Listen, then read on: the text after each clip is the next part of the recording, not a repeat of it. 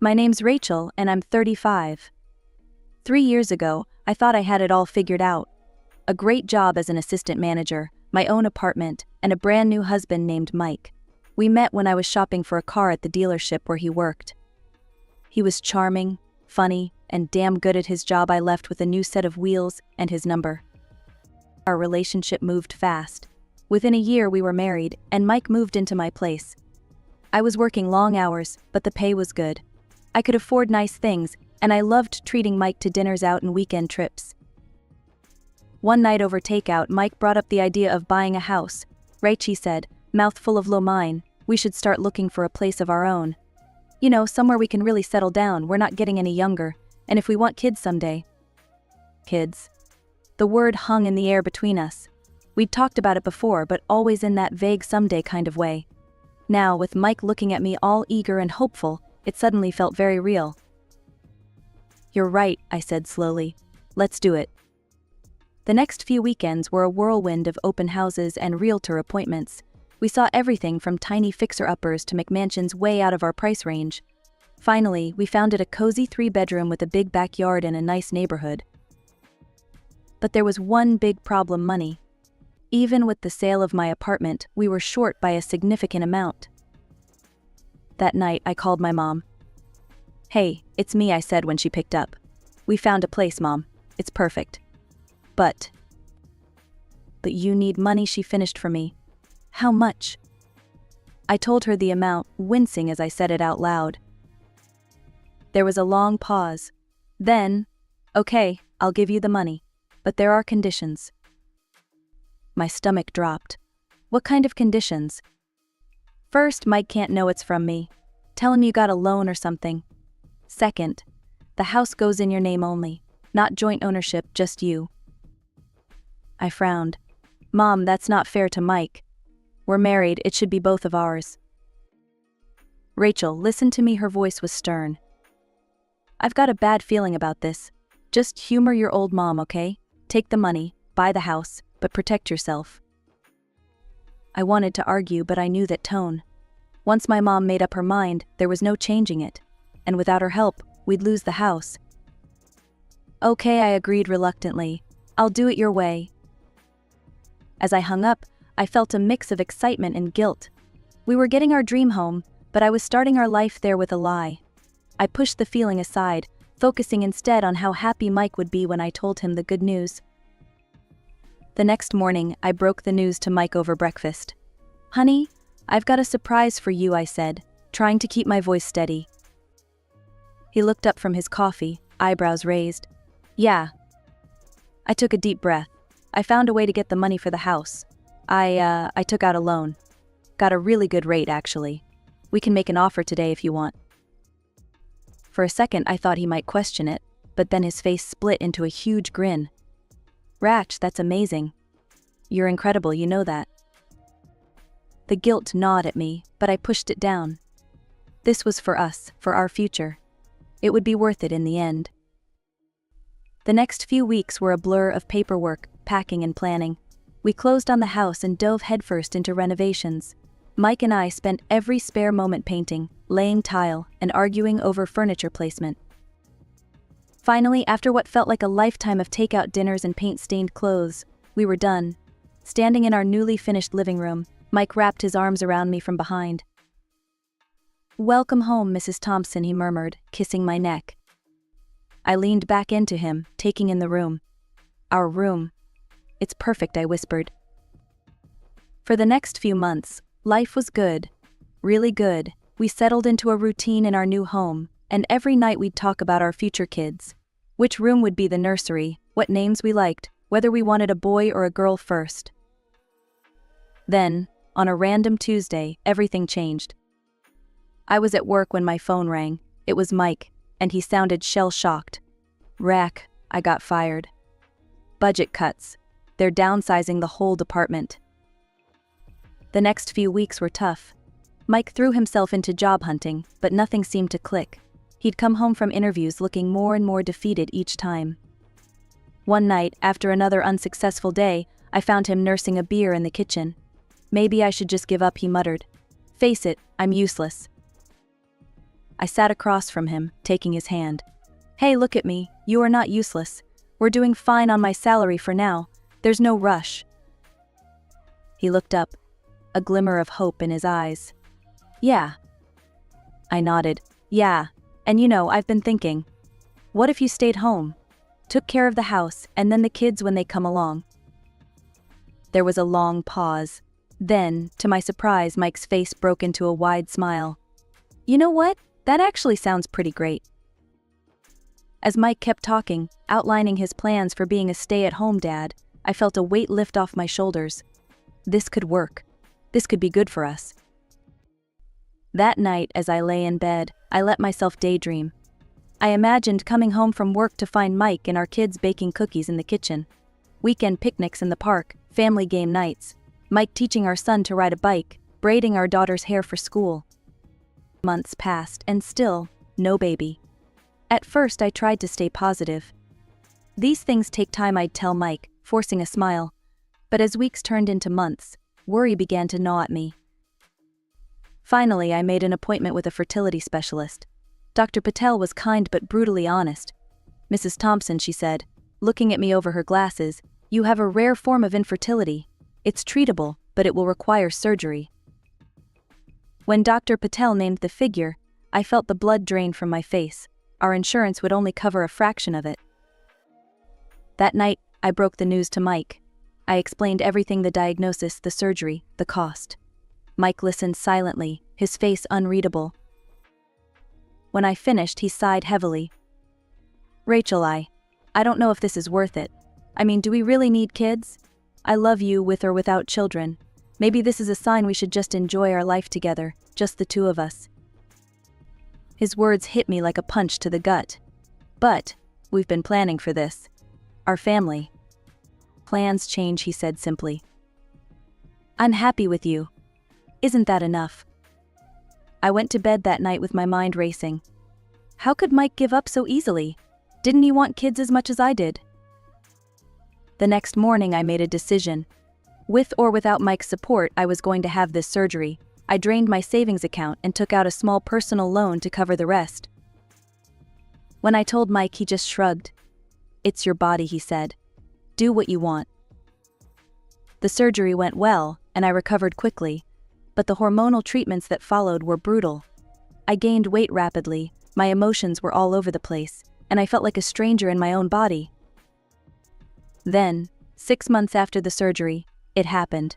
2 pink lines on a pregnancy test. I was ecstatic, tears of joy streaming down my face as I called for Mike.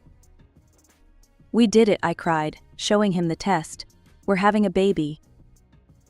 Mike's reaction was underwhelming. He smiled, but it didn't reach his eyes. That's great, Ratch, he said, but his tone was flat. I chose to ignore his lack of enthusiasm. This was what we'd been working towards, after all. Surely once the baby arrived, he'd be as excited as I was. As my belly grew, so did the distance between us. Mike's comments about my weight became more frequent and more pointed. Jesus, Rachel, he said one night as I got ready for bed. You look nothing like the woman I married. I froze, hurt and anger boiling inside me. I'm growing our child, I snapped. What's your excuse? He just rolled his eyes and left the room. Lying in bed that night, one hand on my swelling belly, I tried to push away the doubts creeping into my mind. This was supposed to be the happiest time of our lives. We were starting our family, living in our dream home. Everything was falling into place.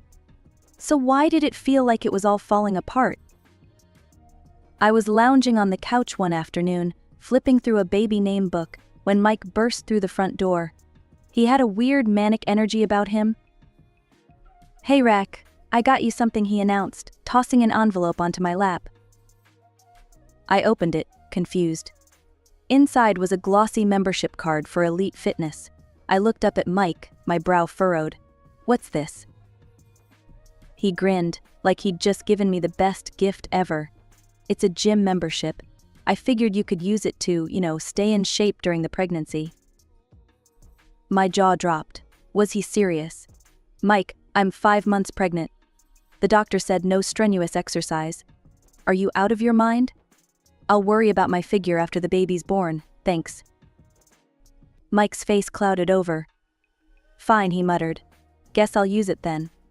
Wouldn't want it to go to waste." And use it he did. Suddenly Mike was at the gym every day.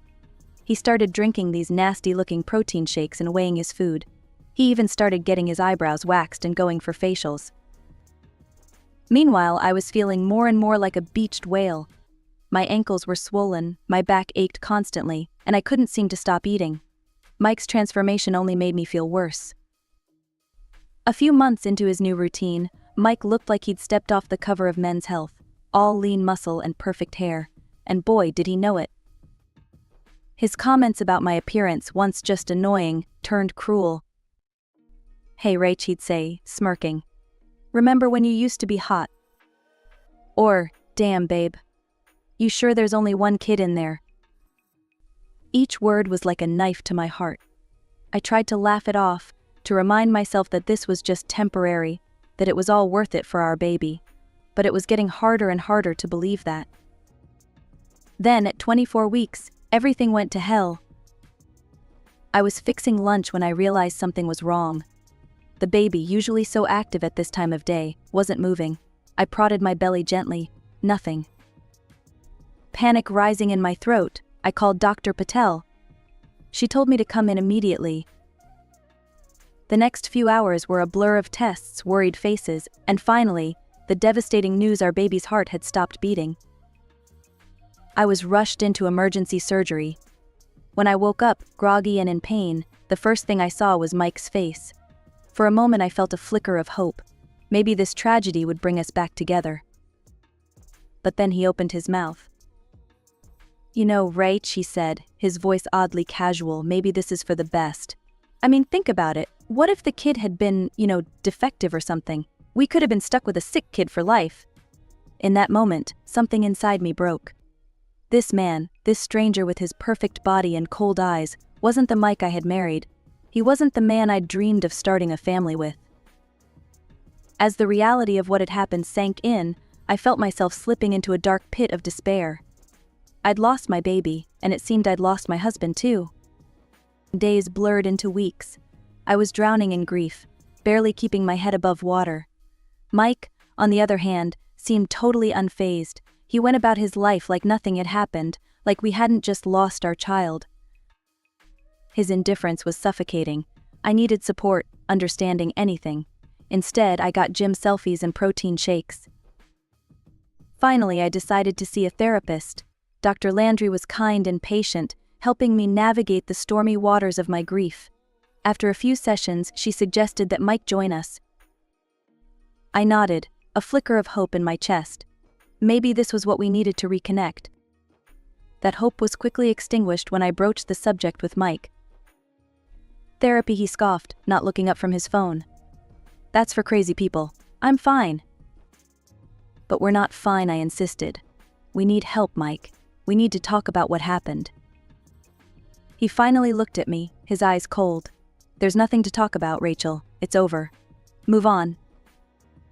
His words hit me like a slap. As I watched him walk away, I realized something. This wasn't just about the baby. Something fundamental had changed in Mike. Or maybe it had always been there and I was only now seeing it clearly. As the sharpest edges of my grief began to dull, I started paying closer attention to Mike. His new body wasn't the only change. He was colder now, crueler. Sometimes I'd catch him looking at me with what could only be described as contempt. And then there was his phone. He was always on it, smiling at the screen in a way he never smiled at me anymore. When I'd ask who he was talking to, he'd mutter something about work stuff and turn away. I knew I shouldn't. I knew it was wrong. But one day, when Mike was in the shower, I saw his phone lying on the bed, unlocked. Before I could talk myself out of it, I picked it up. The messaging app was open. The name at the top read Amber Elite Fitness. My stomach churned as I scrolled through the messages. It was worse than I could have imagined. Flirtatious banter, explicit photos, plans for secret meetups, and it had been going on for months. Months. While I was pregnant, while I was grieving. But the worst part, the things he said about me. "Can't wait to see you later. Need to get away from the fat behemoth for a while." My cheeks burned with shame and anger. With shaking hands, I forwarded the entire conversation to my email, my mind reeling. All this time, while I was dreaming of our family, suffering through morning sickness and heartbreak, Mike had been living a double life, playing happy husband at home while sneaking around with his gym instructor behind my back. Mike walked out of the bathroom, a towel wrapped around his waist, his hair still damp. He froze when he saw me sitting on the bed, his phone in my hand. "What are you doing with my phone?" he asked, his voice tight. I looked up at him, my eyes burning. "I think you know, Mike." Care to explain this? I held out the phone, the damning messages on display. Mike's shoulders sagged. He sat heavily on the edge of the bed. "Fine. You want the truth? Here it is. This whole baby thing. It was your idea, not mine. I never wanted kids, Rachel. You trapped me with your wild baby fever." His words hit me like a physical blow. "Trapped you? We talked about having a family for years." He shrugged. "I was just going along with it. And then you got fat, and I lost interest. I don't love you anymore, Rachel. I want a divorce." I stared at him, shocked by how easily he said it. This man who I'd loved for years, who I'd built a life with, was throwing it all away like it meant nothing. "Fine," I said, my voice surprisingly steady. "If that's what you want, then go." Mike nodded, already moving to the closet to grab a suitcase. As he packed, he turned to me. "Oh, and I'll need you to pay me half the value of the house. Do that, and I won't sue." I gaped at him. "Are you kidding me? I sold my apartment for this house. I took out loans. I've been supporting us both while you played house husband." He smirked. "Not my problem, Rach. By law, I'm entitled to half of everything. The house, our savings, and don't forget alimony. After all, I sacrificed my career for you."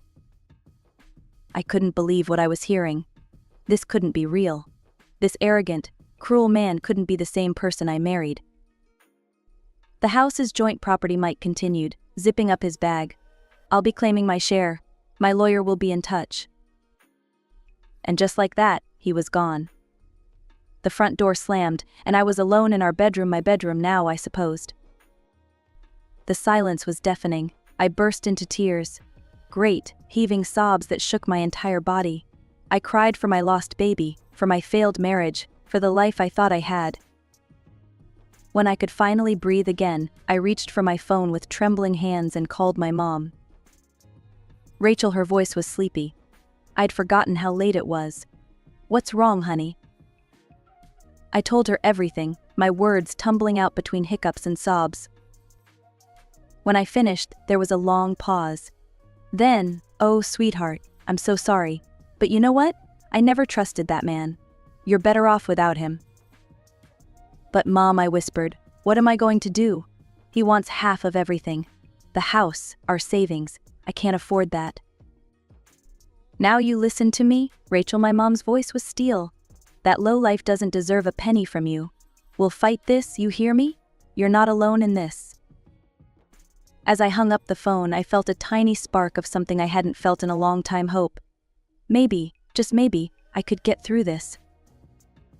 The next few months were a whirlwind of legal paperwork, heated arguments, and sleepless nights. Mike, true to his word, had hired a team of high-powered lawyers. Their goal: to leave me with nothing. But I wasn't going down without a fight. My lawyer, Sarah, was a force to be reckoned with. The day of our first court appearance, I felt like I might throw up. Mike sat on the other side of the courtroom, looking smug in an expensive suit. His eyes met mine, and he smirked. I looked away, my hands shaking. Mike's lawyer stood up first, painting a picture of me as a spendthrift who had frittered away our joint savings.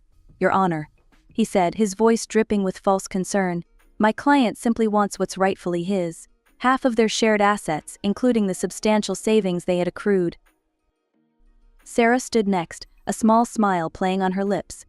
"Your Honor, if I may," she said, producing a stack of documents. "These are Mrs. Thompson's bank statements from the past year. As you can see, the money was spent on fertility treatments and pregnancy-related medical expenses, all before Mr. Thompson asked for a divorce." The judge peered at the documents, then at Mike's lawyer. "These appear to be in order. The money was clearly Mrs. Thompson's to spend as she saw fit. Mike exploded out of his seat. "She's a thief," he shouted, his face red. "She planned this." The judge banged his gavel. "Mr. Thompson, control yourself, or I'll hold you in contempt." Mike's lawyer, looking flustered, changed tack. "Fine, Your Honor, but my client is still entitled to half the value of their home. It was purchased during the marriage, making it joint property under state law." I held my breath, waiting for Sarah's response. She stood slowly, that same small smile still on her face. "Actually, Your Honor," she said, "that's not the case here." She produced another set of documents. The house was purchased entirely with Mrs. Thompson's funds. Part came from the sale of her pre-marital apartment, and the rest was a gift from her mother. Furthermore, the deed is solely in Mrs. Thompson's name. She handed the documents to the judge. I watched as he looked them over, my heart pounding in my chest. After what felt like an eternity, he looked up. "These appear to be in order," he said. "Given this evidence, Mr. Thompson has no claim to the property." I let out a breath I didn't know I'd been holding. Across the room, Mike looked like he'd been slapped. The judge continued, "I'm prepared to make a ruling on the division of assets. Mr. Thompson, given that you have no claim to the house and that the shared savings were legitimately spent before divorce proceedings began, I'm afraid you're not entitled to any of the marital assets." As we stood to leave, I caught Mike's eye. The look he gave me was pure venom. "This isn't over," he spat. "I'll sue you for alimony. You'll see. I'll take you for everything you've got." I turned away, my legs shaky as I followed Sarah out of the courtroom. We'd won this battle, but I had a sinking feeling that the war was far from over. Outside, Sarah put a hand on my shoulder. "You did great in there," she said, "and don't worry about his alimony threats. We've got a strong case against that too." The day of the final hearing arrived. I walked into the courthouse with my head held high, Sarah by my side. Mike was already there, looking desperate and disheveled. Gone was the smug, well-dressed man from our first court appearance. This Mike looked like he hadn't slept in days. As soon as the judge entered, Mike's lawyer launched into his spiel. "Your Honor, my client has been a devoted husband for years. He sacrificed his career to support his wife's. He's entitled to alimony to maintain the lifestyle he's accustomed to." I felt a flicker of anger. Devoted husband? Sacrificed career? What a joke. Sarah stood, cool as ever. "Your Honor, if I may," she pulled out a familiar-looking document. "This is a transcript of messages between Mr. Thompson and his friend. I think you'll find it illuminating."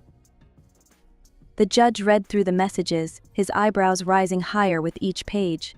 When he finished, he looked at Mike, who seemed to shrink under his gaze.